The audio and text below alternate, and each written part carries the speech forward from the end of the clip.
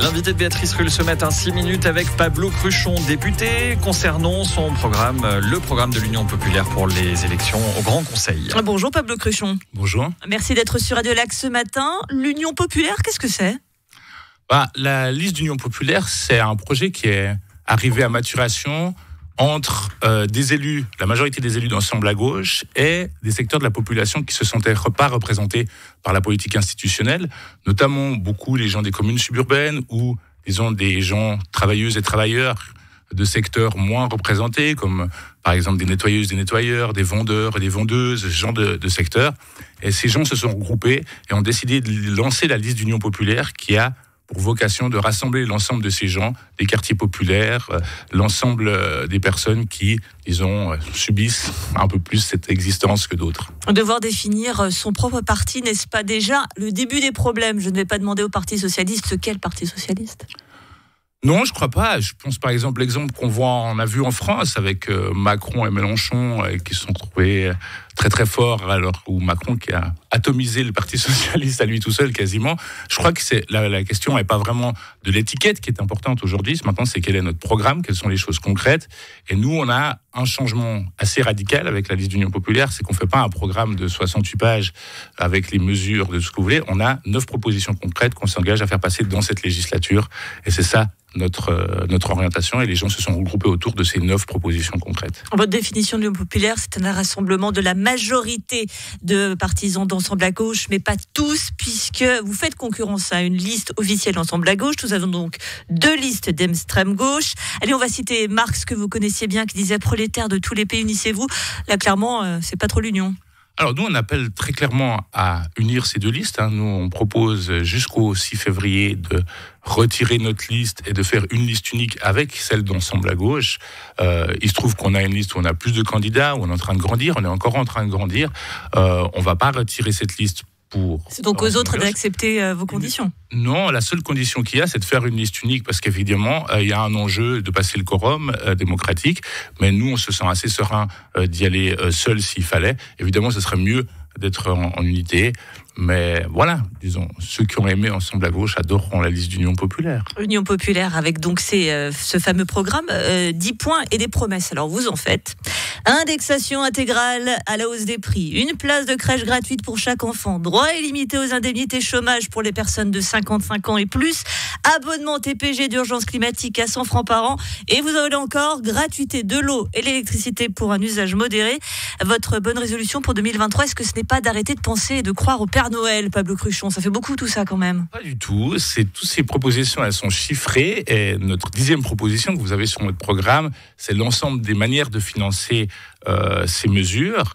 Si on a une majorité de gauche qui est élue au Grand Conseil en avril et que la liste d'Union populaire y est représentée, évidemment, c'est des projets qui peuvent tout à fait passer la rampe d'une majorité au Parlement et qui sont finançables, notamment avec la prochaine votation, le 12 mars prochain. Vous voterez sur la taxation des dividendes.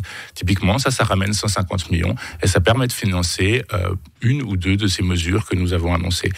Si cette votation, elle passe pas d'ailleurs, ça veut dire que vous abandonnez cette proposition de financement ?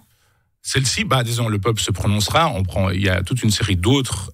Ça ferait quand même un gros manque à gagner, quand même. 150 millions, oui, évidemment, mais on fait confiance à la population qu'elle trouve correct de taxer les dividendes. Donc, c'est les actions qui rapportent à des gens qui ne travaillent pas, ou en tout cas pas pour leur travail, de taxer correctement ça, comme nous, les travailleurs, pour financer des mesures sociales, pour financer l'aide aux aînés, pour financer un abonnement d'urgence climatique, pour financer des places de crèche gratuites. Alors justement, bon sens. Dans ces financements, donc vous souhaitez imposer un peu plus la part des fortunes et des héritages qui dépassent 3 millions, les revenus de plus de 150 000 francs, et que les employeurs contribuent plus au financement de ces fameuses crèches et au TPG. On a envie de dire, c'est toujours un petit peu quand même toujours du même côté que vous tapez, à savoir les riches, nos ennemis. Non, c'est pas les ennemis, mais effectivement, non plus.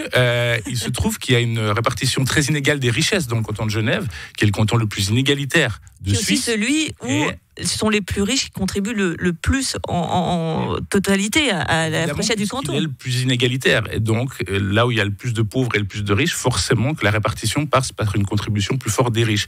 Et nous, ce qu'on dit simplement, c'est qu'il n'y a pas de raison en Suisse, à Genève, pour qu'il y ait des gens qui soient laissés de côté, qui soient laissés dans la rue, qui soient laissés sans place de crèche, qui n'aient pas de solution, alors qu'il y a des fortunes de multimillionnaires, voire de milliardaires.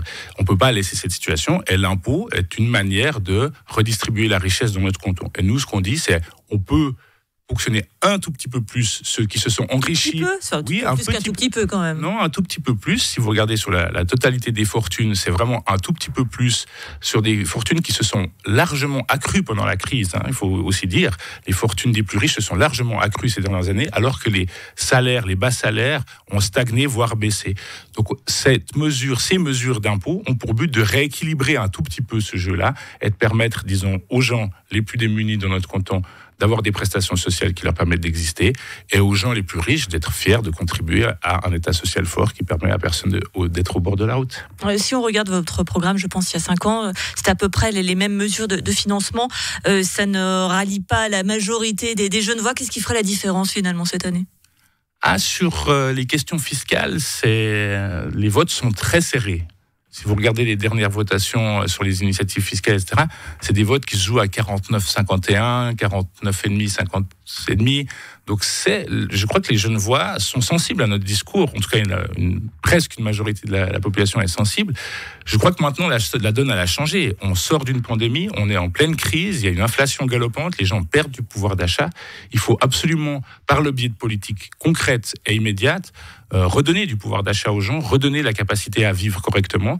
Et ces mesures-là, et notamment la taxation des dividendes, permettent de faire ça. Et je crois que les gens seront sensibles en disant « Ah bah oui, si je taxe les dividendes, je peux par exemple financer des places de crèche gratuites et donc agir sur mon pouvoir d'achat. » Merci beaucoup Pablo Cruchon, député et donc candidat pour l'Union populaire qui représente une partie de la gauche de la gauche. Merci d'avoir été sur Radio Lac ce matin. Merci à vous.